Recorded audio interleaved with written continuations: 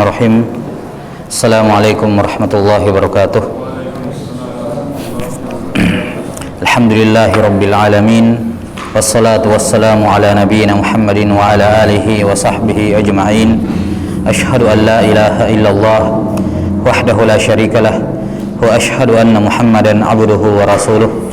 Allahumma la ilma lana illa ma 'allamtana innaka antal alimul hakim. Amma ba'd. Baik, kita lanjutkan penjelasan dari kitab Mukhtasar Siratin Nabi wa Ashabihil Asyarah karya Al-Hafidh Abdul Ghani Ibn Abdul Wahid Al-Maqdisi rahimahullah yang wafat tahun 1206 Hijriah 1600 Hijriah. Dan kita sudah sampai di ini, kalau nggak salah sudah fasal yang terakhir di sini. Iya.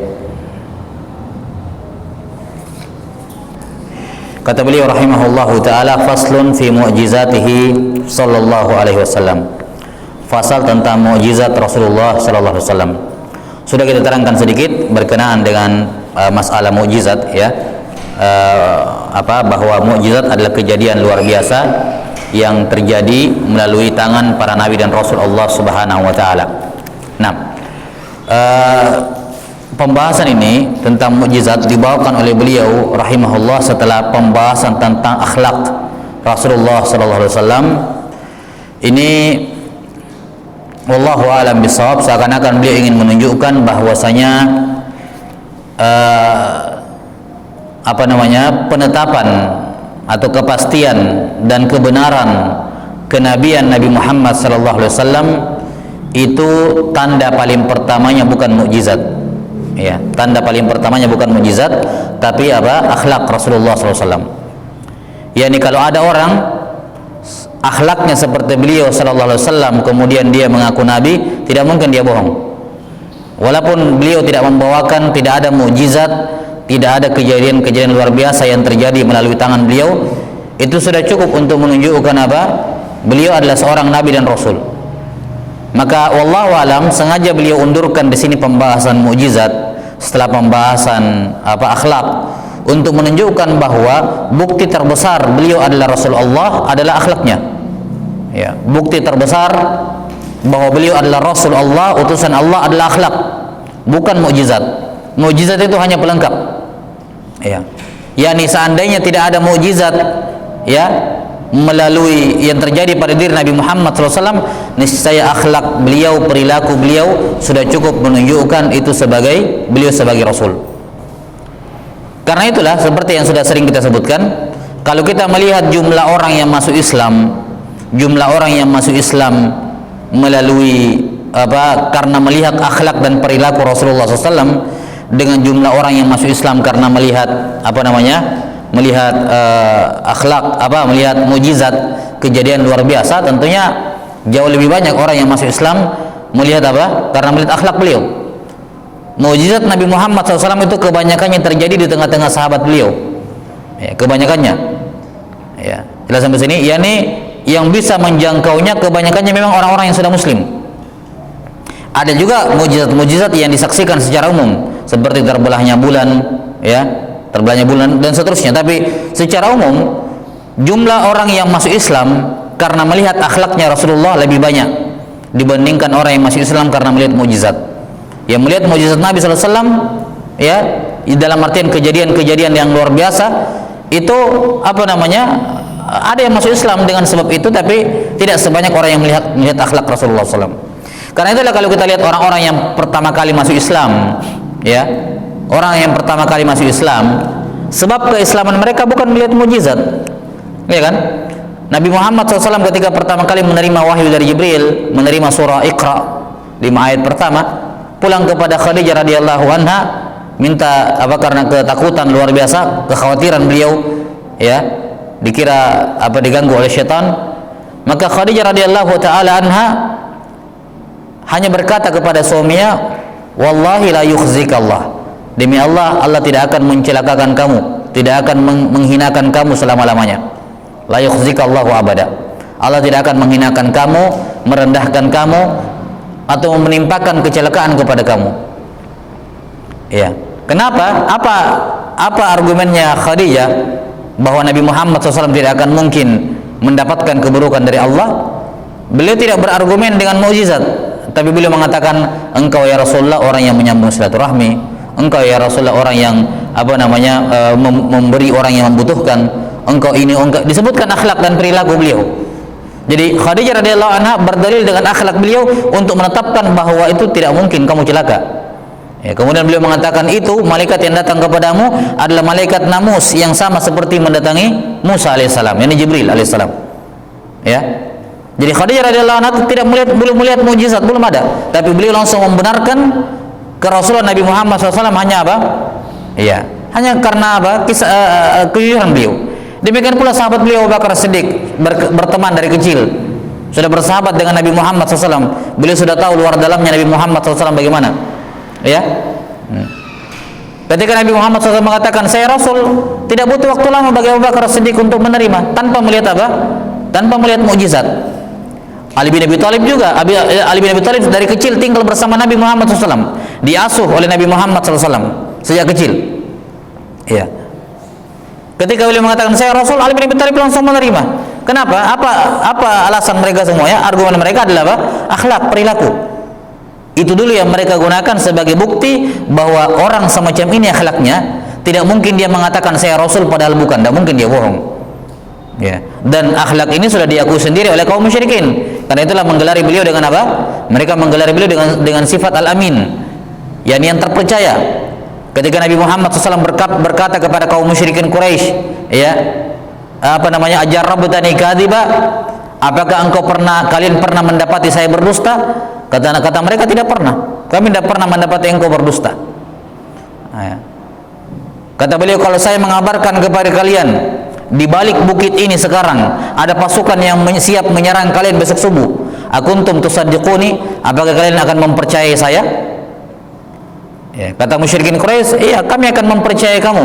Kalau kamu bilang di belakang gunung ini ada pasukan yang akan menyerang kita subuh-subuh, kami pasti percaya. Majarrabnaka kadhiba, kami tidak pernah mendapati engkau berdusta. Ya. Kata beliau SAW, kalau begitu aku memperingatkan kepada kalian akan datangnya siksaan yang pedih. Ya. Yani apa? Ketika kabar yang dibawa oleh beliau masalah kepentingan nyawa mereka, harta mereka, keselamatan kampung mereka, keselamatan keluarga mereka mau percaya, ya kan? Tidak menuduh Nabi SAW berdusta, tapi ketika beliau membawa kabar bahwa beliau adalah Rasul yang notabene membawa ajaran tauhid yang mengharuskan mereka meninggalkan semua sembahan mereka yang selama ini mereka sembah, ya, turun temurun, mereka mengatakan tidak, kami tidak percaya. Ini tanakud, ya kan? Ya. Ini menunjukkan bahwa timbangan mereka hawa nafsu. Karena kalau mereka jujur, kalau mereka mau menyerahkan percaya kepada Nabi SAW dalam urusan nyawa mereka, kenapa mereka tidak percaya urusan agama mereka kepada Nabi Muhammad SAW? Kan begitu. Nah, maka sekali lagi, Ahlus Sunnah mengatakan bahwa betul di antara tanda kenabian itu ada namanya mujizat. Allah Ta'ala sengaja, Allah Ta'ala berikan itu kepada Nabi dan Rasul sebagai penguat burhan argumen mereka, tapi bukan semata-mata itu, ya. Karena ada sekte dalam Islam, ya, ada salah satu sekte dalam Islam, sekte Mu'tazilah, mereka mengatakan bahwasanya satu-satunya cara untuk mengetahui seorang itu Nabi atau Rasul adalah mukjizat, ya. Satu-satunya cara kita membedakan mana nabi mana bukan adalah mukjizat. Hanya itu tandanya. Tidak ada tanda yang lain. Enggak ada tanda lain. Jelas sampai sini? Karena itulah orang-orang Mu'tazilah mengingkari adanya sihir, sihir hakiki. Enggak ada yang namanya sihir hakiki. Iya.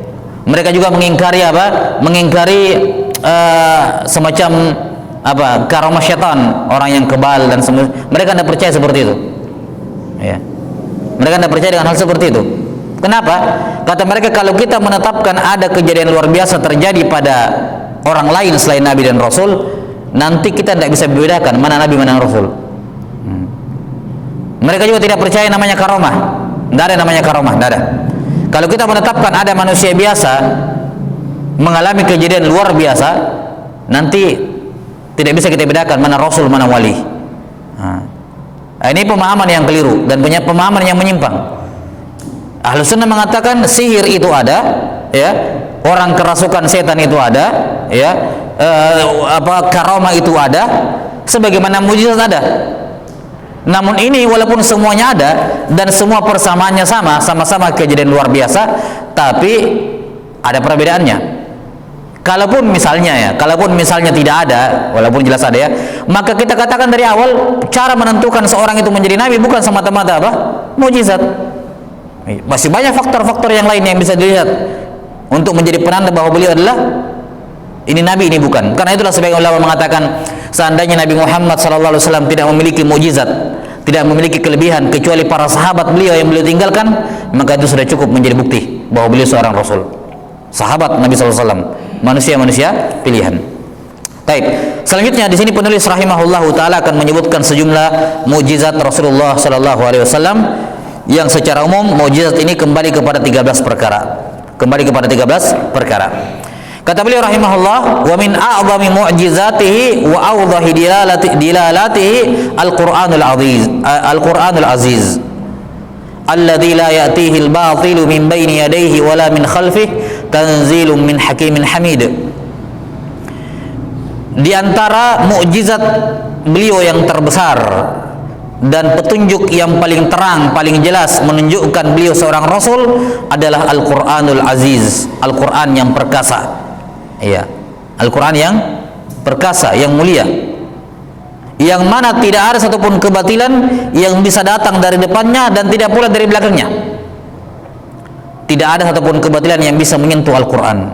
Tidak seperti kitab-kitab suci sebelumnya. Kitab-kitab suci sebelumnya sudah diacak-acak oleh pemeluknya. Al-Quran tidak. Sampai sekarang Al-Quran yang ada di tangan kita masih sama seperti Al-Quran 15 abad yang lalu. Masih sama, ya, dengan semua varian bacaannya, dengan semua varian logat dalam bahasa Arabnya yang turun ala sabat yahruf, dengan 7 logat bahasa Arab, semuanya masih terjaga sampai sekarang. Ya. Tidak ada seorang pun yang datang yang bisa menghilangkan sebagian dari Al-Quran atau menyisipkan sesuatu ke dalam Al-Quran. Semua dijaga oleh Allah Ta'ala. Inna nahnu nazzalna dzikra wa inna lahu lahafidhun. Kami akan menjaga Al-Quran karena kami yang menurunkannya, maka kami yang menjaganya. Tanzilun min hakimin hamid. Al-Quran ini turun dari yang maha mulia, lagi maha bijaksana, lagi maha terpuji. Alladzi a'jazal fusaha'a wa hayyaral bulagha'a wa ayahum an ya'tu bi asyri suwarin mislih aw bi suratin aw ayatin, ya, wa syahida bi ijazihil musyrikun wa ayqana bi sidqihil jahidun wal mulhidun.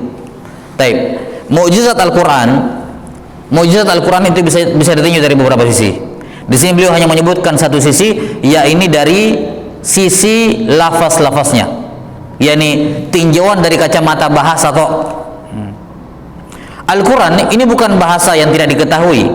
Al-Quran turun ke bangsa Arab, ke suku Quraisy dengan bahasa yang mereka gunakan pada percakapan mereka sehari-hari. Tidak ada huruf-huruf yang asing di telinga mereka. Semua dalam Al-Quran tidak ada yang keluar dari huruf hijaiyah, alif sampai ya, huruf yang digunakan oleh kaum musyrikin berabad-abad. Nenek moyang mereka dari zaman Nabi Ismail sampai di zaman Nabi Muhammad SAW. Huruf yang sama, ya, huruf yang sama, kata yang sama. Bersamaan dengan itu, kata beliau, Al-Quran telah membuat lemah semua al-fusaha, orang-orang yang fasih dalam berbahasa Arab. Ya. Perlu diketahui bahwa puncak kefasihan bahasa Arab itu di zamannya Nabi Muhammad SAW. Puncak-puncaknya itu kehebatan bahasa Arab di zamannya Nabi Muhammad SAW. Nah, di zaman setelahnya tidak, kefasihan sudah mulai berkurang. Di zamannya tabi'in sudah mulai bahkan di zamannya sahabat sudah muncul orang yang berbicara bahasa Arab dan tidak fasih. Ya. Masih bahasa Arab tapi tidak fasih.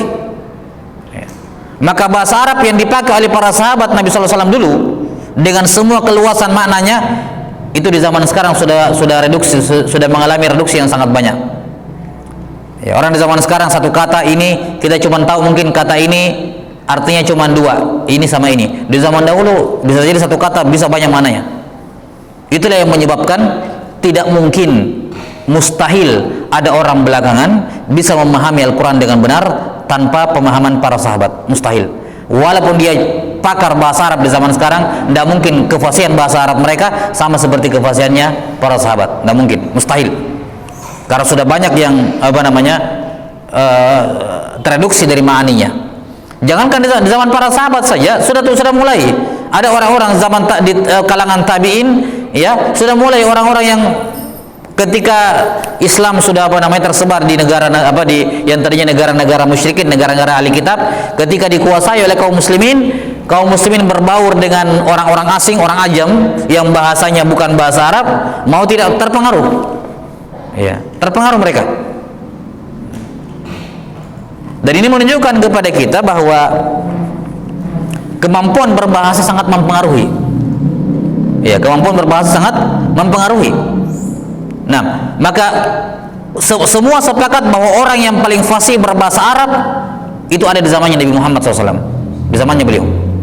Ya. Kata beliau rahimahullahu taala, ya, semua al-fusaha a'jaza, yakni Al-Quran telah membuat mereka semua lemah, tidak mampu untuk membuat yang semisal dengan Quran. Wa hayyazal bulagha,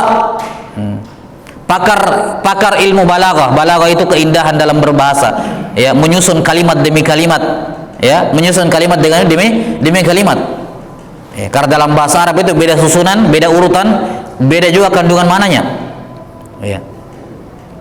Pakar dalam ilmu balaghah itu mereka juga tidak sanggup untuk mendatangkan balaghah yang sehebat balaghahnya Al-Quran. Urutan-urutannya itu Al-Quran. Al-Qari'atu mal-Qari'ah wa ma adraka mal-Qari'ah. Ini urutan-urutan semacam ini tidak ada yang bisa buat. Ya. Kenapa urutannya kayak gitu? Ya. Kenapa Al-Fatihah susunannya seperti itu? Dari Bismillahirrahmanirrahim, Alhamdulillahirabbil alamin arrahmanir rahim. Kenapa enggak terbalik? Arrahmanir rahim dulu baru alhamdulillahirabbil alamin. Urutan-urutannya semuanya penuh dengan keindahan dalam berbahasa, keindahan dalam bahasa. Tentu saja dengan makna. Bukan sekadar karena bukan hanya dilihat, tentunya patokannya Al-Quran bukan buku syair, bukan. Al-Quran bukan buku syair, bukan buku bahasa Arab gitu ya, bukan buku bahasa Arab Al-Quran. Ya. Memang terkandung di dalamnya aturan-aturan, ya, kehebatan bahasa Arab, tapi yang terpenting dari semua itu adalah kandungannya, disertai dengan kehebatan dari struktur kalimatnya, ya. Kata beliau, mereka semua tidak mampu untuk mendatangkan, ya, bi asyri suwar, ya, 10 surah yang semisal dengannya, atau bahkan satu surah, atau bahkan satu ayat sekalipun. Allah Ta'ala dalam beberapa ayat dalam Quran menantang, ya. Wa in kuntum fi raibin mimma nazzalna ala abdina fa'tu bi surah, ya, datangkan satu surah. Dalam ayat yang lain fa'tu bi asyri ayat, datangkan 10 ayat, ya. Tantangan dari Allah Subhanahu wa taala. Dan adanya tantangan, perhatikan, adanya tantangan seperti ini menunjukkan kepada kita bahwa, ya, ini orang musyrikin sudah ada jelas-jelas ayat seperti ini modelnya, ya, tantangan. Bersamaan dengan itu mereka semua mencoba untuk menerima tantangan ini. Ada banyak penyair, ya, pakar bahasa Arab di zaman Nabi SAW dari kalangan kaum musyrikin yang mencoba untuk membuat menerima tantangan dari Allah Ta'ala, dan tidak ada seorang pun yang mampu menandinginya. Nggak ada seorang pun yang bisa membuat. Kaum musyrikin syahida, mereka sendiri mengakui mereka tidak mampu membawakan seperti itu. Kalaupun ada yang bikin, asal bikin saja, ya. Dan kebenaran Al-Quran, kejujuran Al-Quran telah diyakini oleh semua orang yang juhud dan mulhid, orang-orang yang menentang, ya, yang mengingkari kebenaran Al-Quran. Baik, ini kebenaran mukjizat Al-Quran dari sisi lafaznya. Ini kita baru berbicara masalah huruf-hurufnya, kata-katanya, kalimat-kalimatnya secara struktur bahasa Arab. Belum kita bahas maknanya, belum kita lihat mukjizatnya Al-Quran dari sisi mana, ya kan? Dari sisi mana saja, sisi yang lain dari sisi mana? Misalnya dalam Al-Quran kita tahu ada surah Al-Lahab, ya kan? Tabbat yada abi lahabin wa tabb, ya kan? Ya. Allah memastikan Abu Lahab masuk neraka, bahkan wa imra'atuhu hammalatal hatab, istrinya juga masuk. Ini ayat sudah turun ketika Abu Lahab masih hidup. Ya kan? Abu Lahab istrinya masih hidup. Ayat ini sudah turun. Ya kan? Di mana ayat ini mengatakan Abu Lahab dan istrinya masuk neraka, fix. Dipastikan 100% masuk neraka. Lihat bagaimana mukjizatnya Al-Qur'an. Abu Lahab dan istrinya kalau dia mau meruntuhkan Al-Quran, gampang caranya, tinggal masuk Islam. Ya tidak? Iya. Abu Lahab kalau ingin meruntuhkan Al-Quran, gampang, tinggal masuk Islam. Ya Muhammad, saya istri saya masuk Islam, berarti surah itu bohong, tidak benar. Iya kan?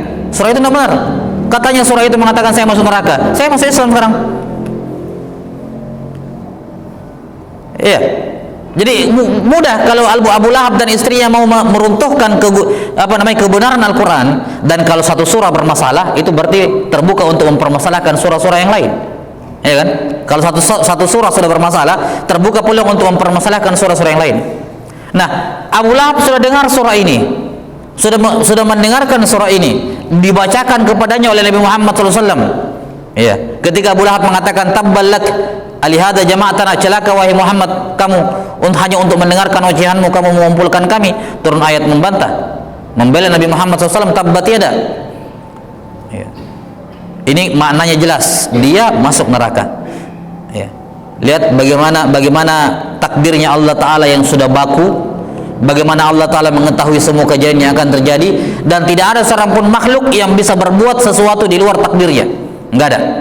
Biar apa yang dia mau lakukan, biar semua manusia membantunya untuk melakukan sesuatu yang berbeda dengan takdirnya, tidak akan terjadi walaupun dia mau. Ya. Walaupun untuk keuntungan dia, ya kan?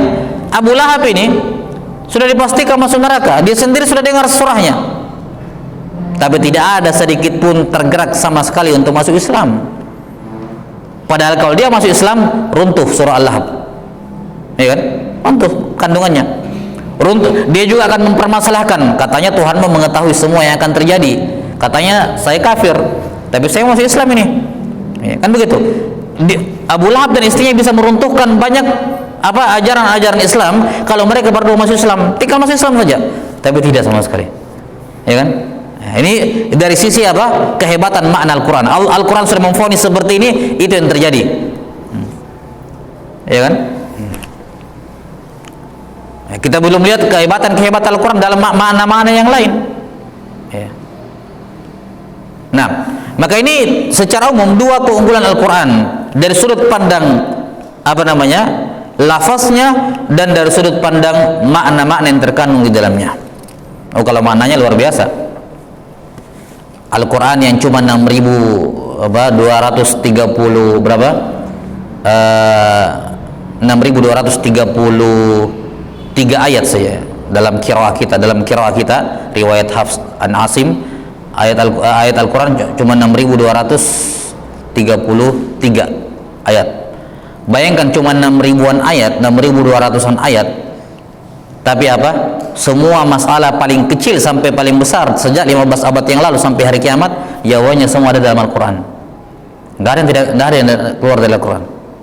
Semuanya, masalah apapun, masalah agama, masalah dunia, ya, masalah keuangan, masalah politik, masalah apapun, sampai masalah kecil-kecil, ya, adab-adab di kamar mandi dan seterusnya.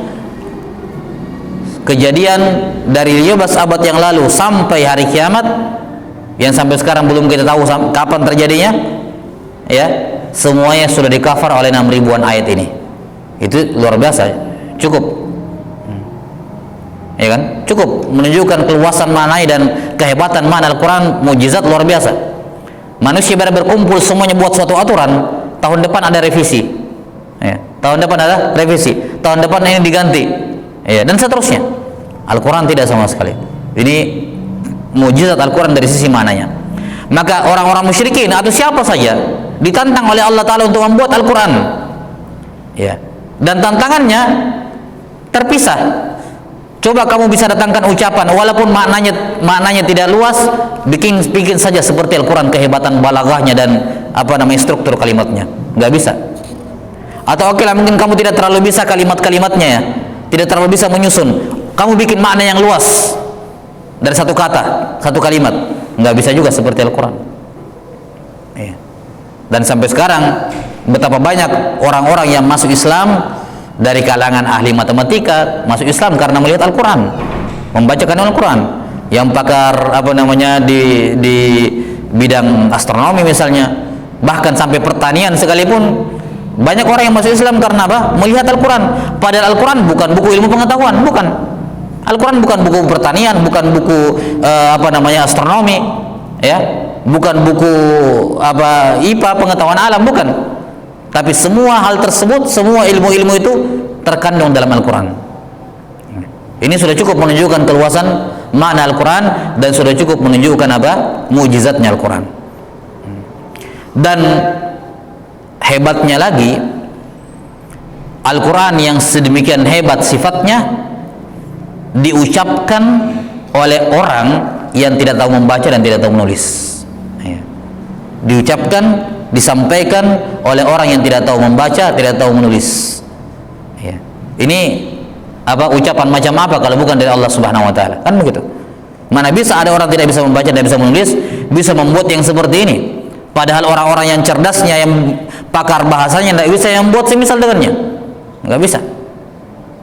Itulah salah satu hikmah mengapa Allah taala menjadikan beliau sebagai orang yang, sebagai nabi yang tuna aksara, tidak bisa membaca, tidak bisa menulis, supaya tidak ada kritikan kepada beliau dari sudut pandang itu. Kalau beliau bisa membaca, beliau bisa menulis, bisa membuat syair, akan ada tuduhan beliau bikin orang jago syair, ya. Tapi Nabi Muhammad SAW tidak. Beliau orang yang sangat tidak pandai bersyair, ya. Allah Ta'ala tegas mengatakan, wa ma 'allamnahu syi'ra wa ma yanbaghilah. Kami tidak pernah mengajarkan Al-Muhammad itu bersyair, dan tidak layak dia menjadi seorang penyair itu bersyair, ya, nggak layak. Dalam beberapa hadis beliau bersyair itu hanya mengutip syair buatannya orang, tapi kalau beliau diminta membuat syair nggak bisa. Padahal beliau adalah manusia yang paling fasih dalam bahasa Arab. Beliau orang yang paling fasih dalam bahasa Arab. Kata Ibnu Taimiyah rahimahullah, tidak ada seorang pun yang mengumpulkan semua ilmu-ilmu bahasa Arab pada dirinya kecuali pada Nabi Muhammad SAW. Semuanya. Selain dari beliau selalu ada kekurangannya dari ilmu bahasa Arabnya. Taib. Ini mukjizat Al-Quran dari sisi lafaz dan dari sisi dari sisi maknanya. Kemudian mukjizat yang kedua, kata beliau, wasa'alal musyrikuna Rasulullah SAW ayyuriyahum ayatan fa'arahum insyiqaqal qamar fansyaqqa hatta sara firqatain wa huwa al-murad biqaulihi ta'ala iqtarabatis sa'atu wa insyaqqal qamar. Nah, yang kedua, mukjizat yang kedua adalah kaum musyrikin pernah meminta kepada Rasulullah SAW, dan ini kejadiannya di Mekah, ini di fase Mekah. Kaum musyrikin pernah meminta kepada Rasulullah SAW agar diperlihatkan tanda kenabian, tanda kerasulan. Iya. Kata beliau, kemudian maka beliau pun memperlihatkan kepada mereka terbelahnya bulan. Iya. Sehingga bulan terbelah menjadi dua bagian. Dan inilah yang dimaksud oleh Allah Ta'ala dalam firman-Nya di surah Al-Qamar, iqtarabatis sa'atu wa insyaqqal qamar. Ya, hari kiamat telah mendekat, ya, dan telah terbelah bulan. Di sini para ulama menyatakan bahwa di antara tanda-tanda kecil hari kiamat terbelahnya bulan, karena Allah Ta'ala membawakan terbelahnya bulan dengan pengabaran akan dekatnya hari kiamat. Makanya terbelahnya bulan 15 abad yang lalu dijadikan sebagai tanda-tanda kecil dekatnya hari kiamat, dijadikan tanda-tanda dekatnya hari kiamat oleh para ulama. Baik, ini tanda yang kedua yang disebutkan oleh penulis rahimahullahu taala. Ya. Dan disebutkan bahwa ketika bulan terbelah, yakni terbelah menjadi dua begini, ya, bukan melebar begini. Bukan terpisah ke samping kanan kiri, tapi ke atas dengan ke bawah. Di mana sebagiannya di atasnya bukit, di atasnya gunung, sebagiannya di bawahnya. Ya. Yani satu kalau potongan atasnya itu berada di atas bukit, di atasnya puncak gunung, jadi kelihatan di atasnya puncak gunung, dan satunya di bawahnya. Ini diterangkan dalam riwayat yang lain. Ya. Dan seperti ini, kejadian seperti ini jarang terjadi, ya. Ya, yang seperti ini jarang terjadi. Baik, sedikit saya mau tambahkan sebagai penutup pembahasan berkenaan dengan Al-Qur'anul Karim. Perlu diketahui sifat mukjizat secara umum. Mukjizat itu didatangkan oleh Allah Ta'ala untuk menguatkan kerasulan, kebenaran, kejujuran seorang nabi, menguatkan argumen mereka, menguatkan apa yang mereka dakwahkan. Karena itulah sudah menjadi sifat, sudah menjadi sunatullah bahwa mukjizat yang Allah berikan kepada para nabi itu sesuai dengan keadaan kaumnya.